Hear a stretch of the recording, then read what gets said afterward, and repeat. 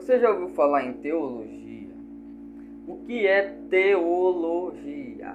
Teologia vem da junção de duas palavras gregas, theos mais logia, que significa theos, Deus, logia, estudo, ciência, tratado, enfim. Então, numa definição bem simplória, nós temos ali estudo de Deus, estudo sobre Deus, ciência de Deus, doutrina de Deus.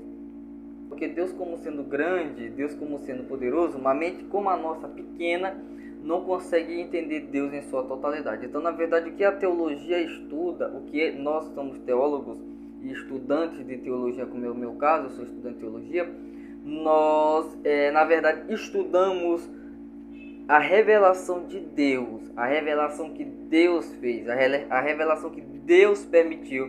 E essa revelação se encontra na pessoa de Jesus Cristo, se encontra nas Escrituras, se encontra na criação, se encontra na história e se encontra na humanidade. Então nós pegamos isso e nós estudamos para nós entendermos melhor quem é Deus.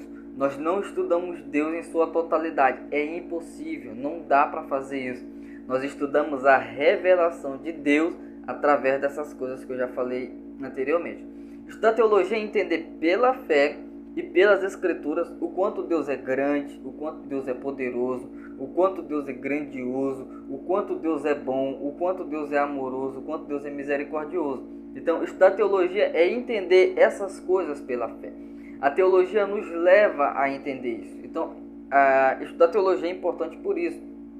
Mas qual é a necessidade da teologia para nós, a Igreja do Senhor? O alvo da teologia é permitir com que o homem se relacione com Deus. Ou seja, a teologia ela não tem por objetivo me afastar de Deus ou da igreja. A teologia não tem por objetivo me excluir da igreja ou de Cristo, não. A teologia tem por objetivo fazer com que eu me aproxime mais de Deus.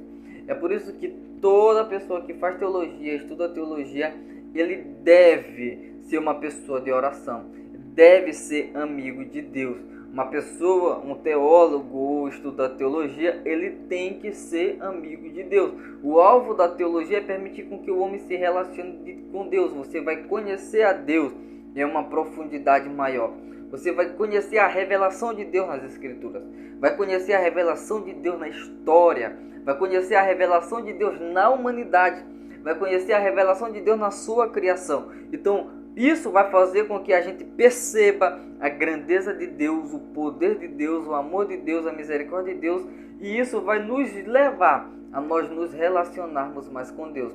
Uma teologia que nos faz acharmos superior às outras pessoas, que nos faz nós nos olharmos como se nós estivermos acima das outras pessoas. Uma teologia dessa não é bíblica, uma teologia dessa não é saudável. Essa teologia, na verdade, ela é uma heresia. A necessidade da teologia é que o alvo da teologia é permitir com que o ser humano se relacione com Deus. E para nós nos relacionarmos com Deus, é necessário nós conhecermos. Por isso a teologia é importante. A teologia nos leva a nós conhecermos a Deus, porque se nós não conhecemos a Deus, é impossível nós termos um relacionamento com Deus. Sabendo a necessidade da teologia, quais são as fontes para nós estudarmos a teologia? Fonte é aquilo que nos permite, é aquilo que nós iremos investigar, estudar para buscar e basear um conceito. Ou seja, quais são as fontes da teologia? A teologia tem algumas fontes. A principal fonte da teologia é as Escrituras Sagradas. Uma teologia que está baseada somente em pensamentos humanos. Quando você vê um teólogo dizendo eu acho, uma teologia dessa, ela não deve ter assim tanto crédito, tanta credibilidade. Por quê? Porque a fonte primordial da teologia é a Bíblia Sagrada. É aquilo que a Bíblia diz. A Bíblia é a regra principal em matéria de fé, conduta e caráter da igreja. A Bíblia é a única regra de fé da igreja. Então, a teologia tem que basear e ter a sua fonte máxima superior às Escrituras Sagradas. Nas Escrituras Sagradas, elas nos apresentam Jesus Cristo, que é também uma fonte do estudo teológico, o Senhor Jesus.